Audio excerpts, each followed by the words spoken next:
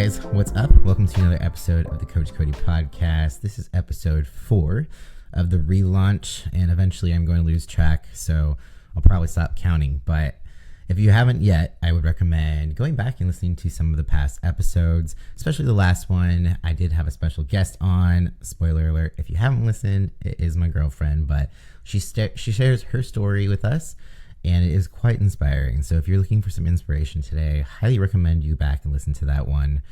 But for today, I wanted to talk about something that is pretty common, something that tends to hold people back, and it's something that I've had clients express to me or just friends express to me. It's a pretty normal human experience, and that is fear of failure. And as someone who's an anxious person, me, yes, fear of failure has impacted every chapter of my life, and it's definitely not been easy to let the fear stop me from where I want to go. So I just kind of want to talk about, how to navigate it, how it's normal, how to not let it stop you, etc., etc. So in the realm of fear of failure when it comes to life, it's not just about fitness and nutrition. This could apply to anything. Maybe you didn't apply to the job you really wanted because you were afraid that you wouldn't get it, so you just didn't want to try. Or maybe you didn't apply to the school you wanted to go to because you're afraid you wouldn't get in. So essentially, you're just kind of, pulling back, and you're anticipating rejection. So in turn, you're avoiding that rejection or what you think would be failure by just avoiding it completely. And unfortunately, avoidance is the way to just really not live the happiest life. Unfortunately, accomplishing things requires a bit of discomfort, and sometimes that discomfort is doing things even though you're scared. So no one is fearless. If someone tells you that they don't have a fear of failure, then they're lying. You just got to be brave sometimes. And as an anxious person, sometimes I feel like the bravest person in the world because I do things anyways. And then sometimes I'm like, God damn, I'm afraid of my shadow. But there's a good balance, right? It's okay to acknowledge your fears. You don't have to pretend they aren't there. It's just a matter of working through them and pushing through anyways. So apply for that job. Even if you don't think you're going to get it, apply to the school. Do the thing that you're afraid to fail with, because you've already failed if you don't attempt to try.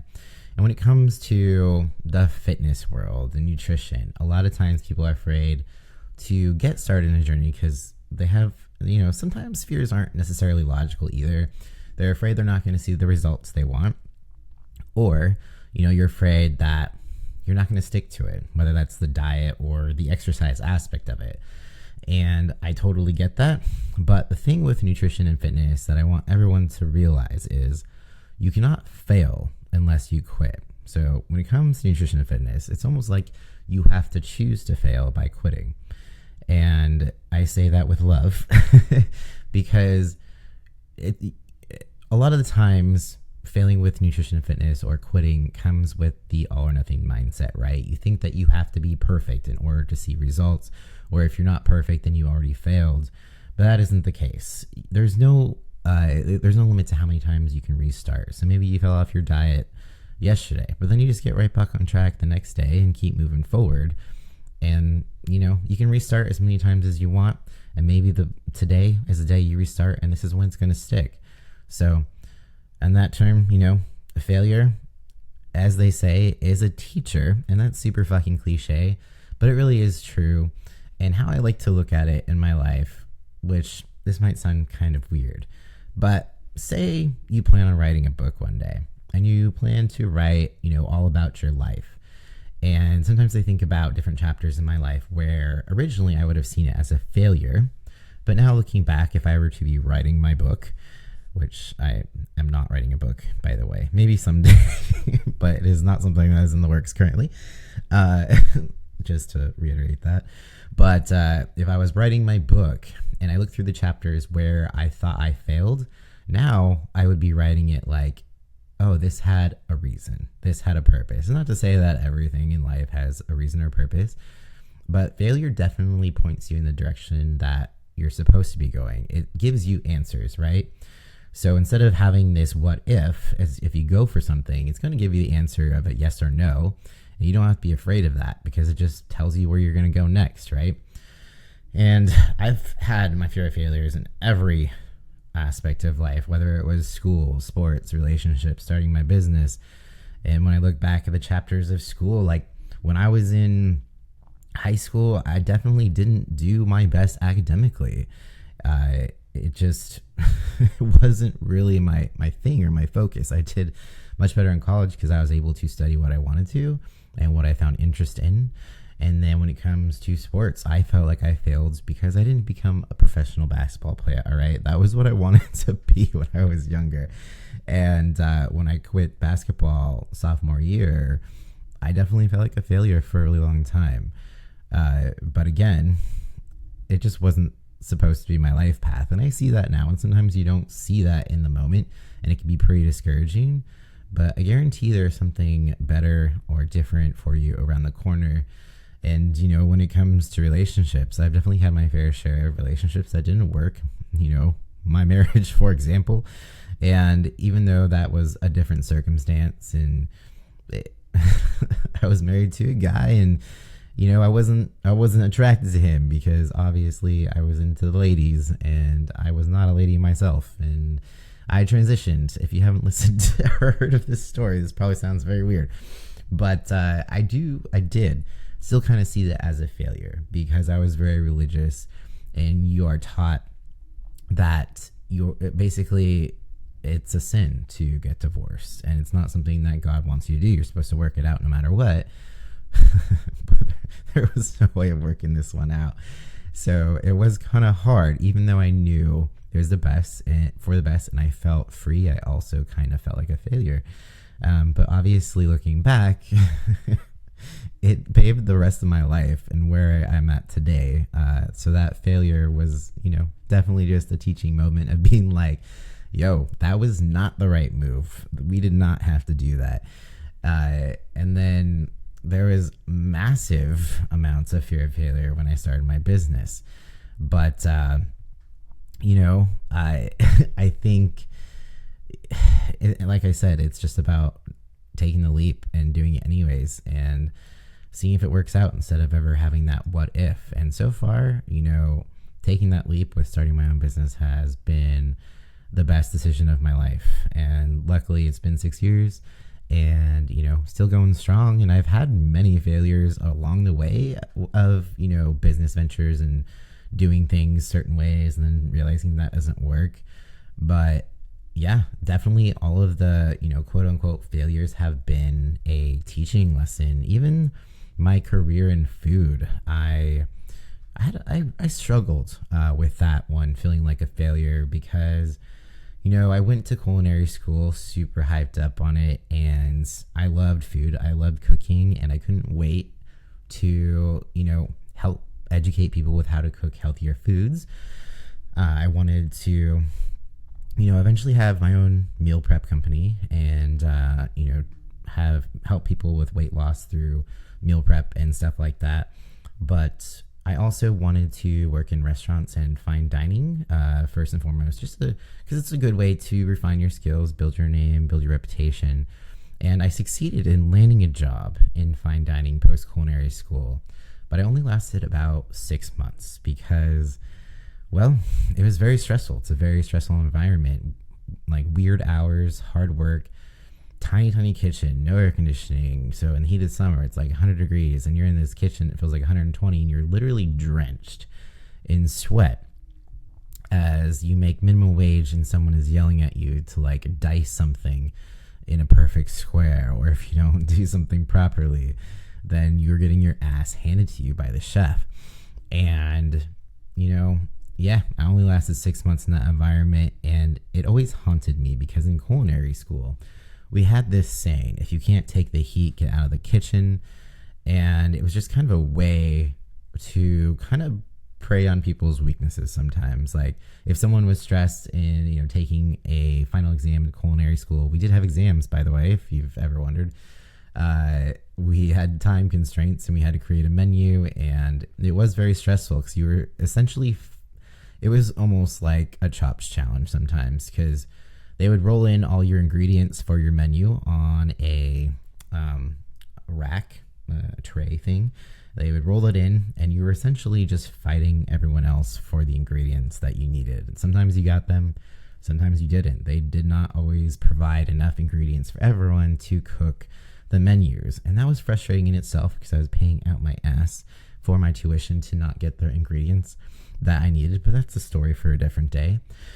But yeah, so they would use the saying, if you can't take the heat, get out of the kitchen, when someone was stressed, essentially to be like, hey, you know, get out of the kitchen. If you can't handle the stress, then you're not meant to be in this job. And so that's when I really felt like a failure. When I quit that fine dining job, I kept hearing that over and over in my head. Like, if you can't take the heat, get out of the kitchen. And then I was like, I am the person who couldn't take the heat. And I felt like a huge, huge failure. But I mean, granted, I did continue working in kitchens, but I worked in a little less hectic one for the following years. And it was a more of an industrial kitchen, so we cooked in larger batches, but it was just a more chill environment. We had fixed hours, we had benefits and better pay. Not great pay, but it was better. Anything was better to not have like a chef yelling in your face. That did occur towards the end, which is ultimately what made me push to start my own business. But again, that failure kind of just led me to the spot that I was meant to be. So it wasn't a failure. It was just a redirection from the universe.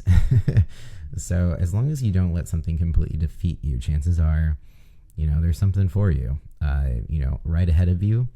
It might not be the route that you thought you were going to take, but it's going to end up being where you're supposed to be. But let's see. So failure. Yeah. Let's touch on when it comes to nutrition and fitness a bit more. So how do you address the fear of failure when it comes to nutrition? And like I said, you know, it's having that all or nothing mindset is really, really a recipe for disaster. You don't have to be perfect with nutrition. That's why I always say to apply like the 80-20 rule. 80% of the time, eat whole nutrient dense foods. 20% of the time, you can save that for treats and stuff and foods that you really enjoy in moderation. And that will kind of keep you out of that black and white thinking, that all or nothing mindset. And the same with the exercise aspect of it. A lot of times when people miss one workout, or maybe two workouts, or maybe you miss a week and you're like, damn, I might as well just quit. I lost all my progress. And again, that comes with the all or nothing mindset. And it's really not all or nothing. You can get right back on the wagon as soon as you can. You know, life is always going to throw shit your way, and missing one workout doesn't mean that you failed. It does not mean that you're never going to achieve your goal or that you should just stop. And so that's just something to keep in mind. You know, you don't have a limit to how many times you get to restart. So combating fear of failure, one of the biggest things to remember is having what I call a growth mindset. And so that's basically seeing every failure as a step towards success or an opportunity to learn and grow. So that means embracing the challenges, reframing your thoughts about failure, and practicing self-compassion, which is a key strategy here. So you don't want to beat yourself up. That's not going to help you move forward. You got to just give yourself some grace sometimes, because you are human. You're allowed to make mistakes. You are allowed to, quote unquote, fail. But again, it's not failure as long as you learn from it. And then, so yeah, basically this is going to be a little bit shorter and bit of a short and sweet podcast. But I just want to reiterate that, you know, fear of failure, it's not something that needs to hold you back. And I understand it as an anxious person. But, you know, just remember, failure is not the opposite of success. It's part of success. Each time we step out of our comfort zone, we grow stronger and more resilient. So just remember that failure is not the end of the road. And yeah, if you have ever, you know, let me know in the comments if you're watching this on YouTube, if you ever had a moment where you are afraid of failure, or if you can remember a time where, something didn't work out and you were devastated, but then an opportunity came your way or just fell into your lap that ended up being a better option. I feel like sometimes, the universe just has its way of working things out like that. But overall, I just wanted this to be a reminder. It's okay to be afraid. It's okay to fear. But just be brave and keep going through it. Push through. Just don't let it stop you. All right? So I'm going to wrap this up. Thanks so much for listening to this. I know this was kind of a weird one, a little bit short. But overall, I just want to thank you for joining in. And if you have a fear of failure this week, something that might help sometimes, which I've done, because I'm also a recovering perfectionist, is I've actually failed something on purpose just to show myself that it wasn't so bad, or I've messed something up. And it kind of stings a little, especially if you are, kind of a perfectionist, but it just gets easier and it shows you oh, that wasn't so bad actually. And I'm still here, I'm still living, and I can still keep pushing forward. So, all right, guys, that's it. I'm going to wrap it up. Thanks so much for listening. If you get a chance, if you could leave a review on Spotify or Apple Podcasts, that would help me out tremendously. But, or if you're watching this on YouTube, drop me a comment. All right, that is it. Peace out. I will talk to you next time.